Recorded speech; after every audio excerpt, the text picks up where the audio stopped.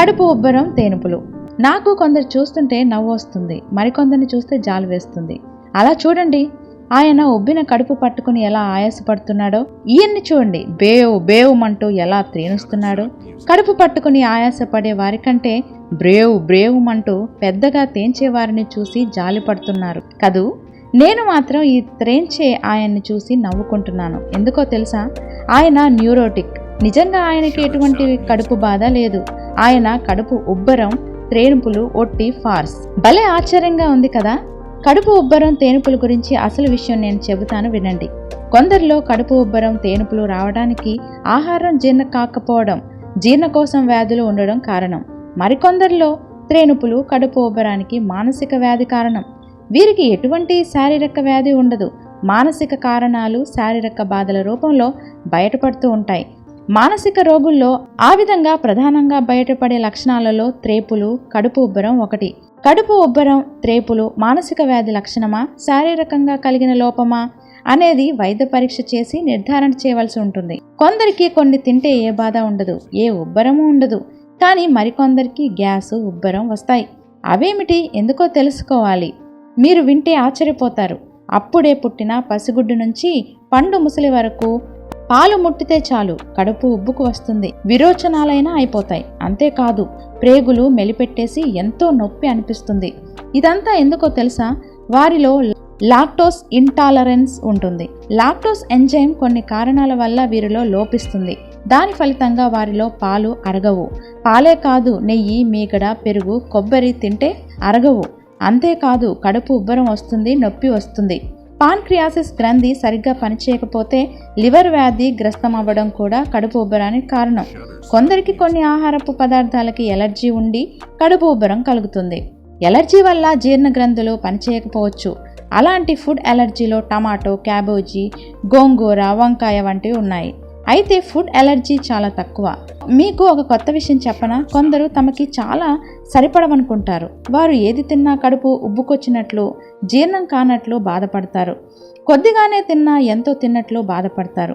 వారికి ఏది తిన్నా పొట్ట ఉబ్బుగా కనబడుతుంది. దాంతో ఆయాసం అనిపించి ఆపసోపాలు పడతారు.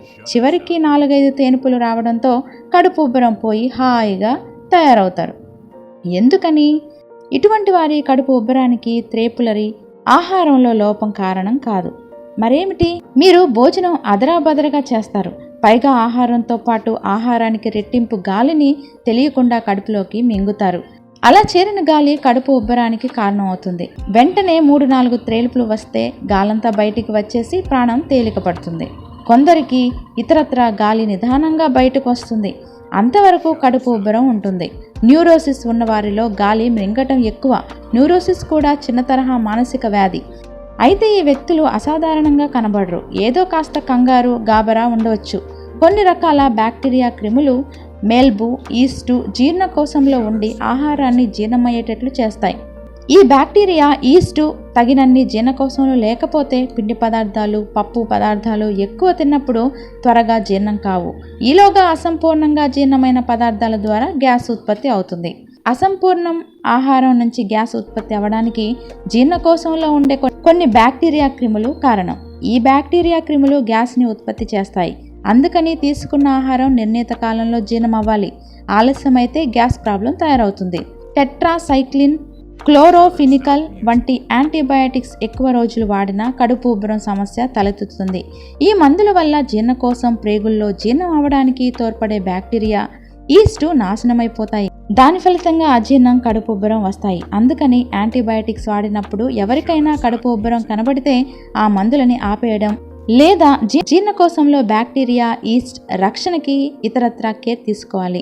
కొందరికి వేరుశనగ కాయలు తిన్నా, చిక్కుడు కూరలు తిన్నా అరగదు సరికదా, కడుపు ఉబ్బుతుంది, గ్యాస్ విడుదలవుతుంది. దీనికి కారణం లేకపోలేదు. వీటిలో జీర్ణం కాకుండా ప్రేగుల్లోనే ఉండిపోయే చక్కెర పదార్థాలు కొన్ని ఉండడమే. జీర్ణకోశంలో మంచి చేసే బ్యాక్టీరియా, క్రిములు, ఈస్టు లేని వారిలో ఇటువంటి బాధ తలెత్తుతుంది. జీర్ణకోశంలో యాసిడ్ ఎక్కువ తయారవడం, కడుపులో పుండ్లు ఏర్పడడం, క్యాన్సర్, టీబీ వ్యాధులుండడం, ఇతర శారీరక వ్యాధులు కూడా ఆహారం జీర్ణం కాకపోవడానికి, కడుపు ఉబ్బరం రావడానికి కారణం. చూసారా, కడుపులో ఉబ్బరానికి, త్రేలుపులకి ఎన్ని శారీరక కారణాలో, మానసిక కారణాలో. అందుకని అల్లం మురబ్బాతో అంతా సెట్ అయిపోతుందని కూర్చోకండి. కారణాన్ని కనుక్కొని కడుపు ఉబ్బరాన్ని తొలగించుకోండి. త్రేపులను వదిలించుకోండి.